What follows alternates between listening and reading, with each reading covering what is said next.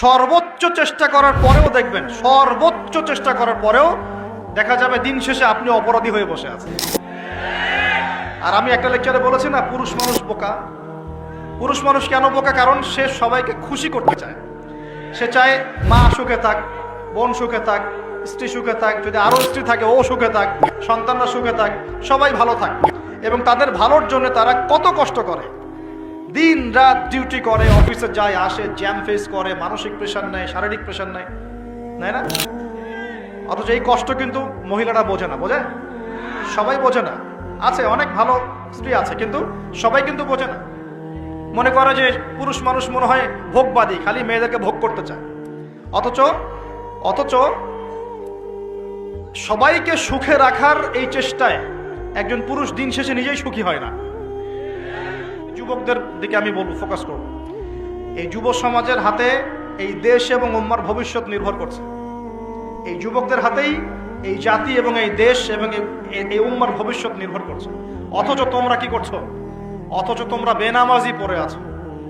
অথচ তোমরা যাকাত দিচ্ছ না, রমজানের রোজা রাখছো না, তোমরা ওযু গোসলের মাসআলা বলতে পারছো না, তোমরা ঈমান আকীদা ঠিক করছো না, নবীর 40 হাদিস মুখস্থ করছো না, কোরআন পড়া শিখছো না।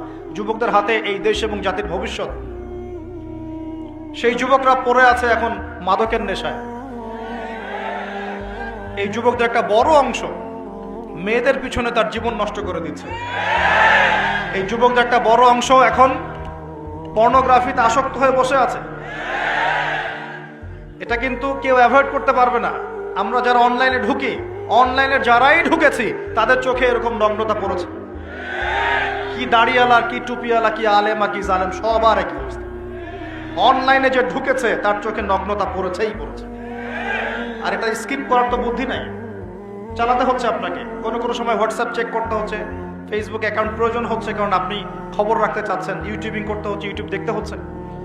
একটা ভালো কিছু দেখবেন, সেখানেও অ্যাড চলে আসছে।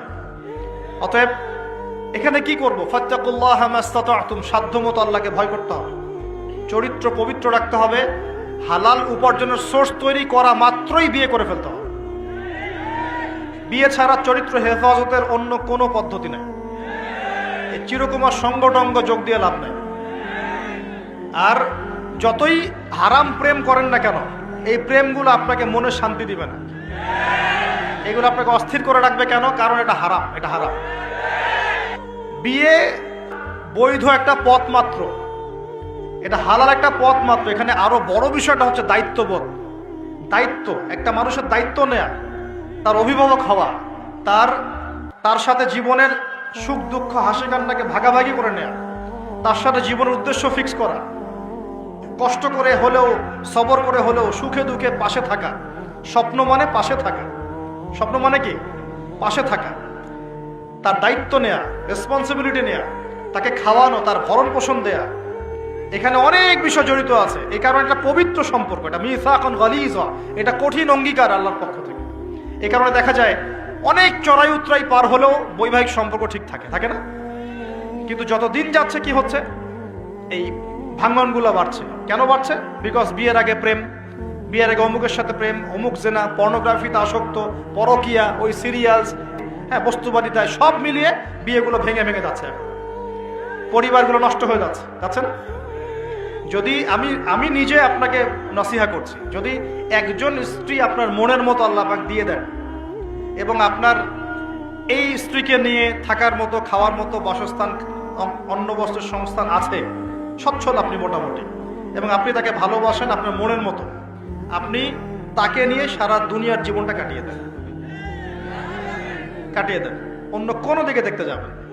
কিছু বিষয় কোরআন সুন্নাহ আছে ঠিকই, কিন্তু বাস্তবায়ন খুব কঠিন। ফ্যান্টাসিতে ভুগলে হবে না, ফ্যান্টাসিতে ভুগবেন না, এগুলো কঠিন। আর এখন যে অবস্থা পড়েছে, একজন স্ত্রীকে সন্তুষ্ট করাই তো কঠিন, আর মানুষ 4 জনকে সন্তুষ্ট করতে চাচ্ছে। এত সহজ না সবকিছু। এটা নিয়ে আমি আলাদা লেকচার দিব ইনশাআল্লাহ। আপনাদের কিছু বিষয় জানতে হবে, জানার দরকার আছে। আর ব্যালেন্স করা এত সহজ নয়। ব্যালেন্স করা এত সহজ নয়।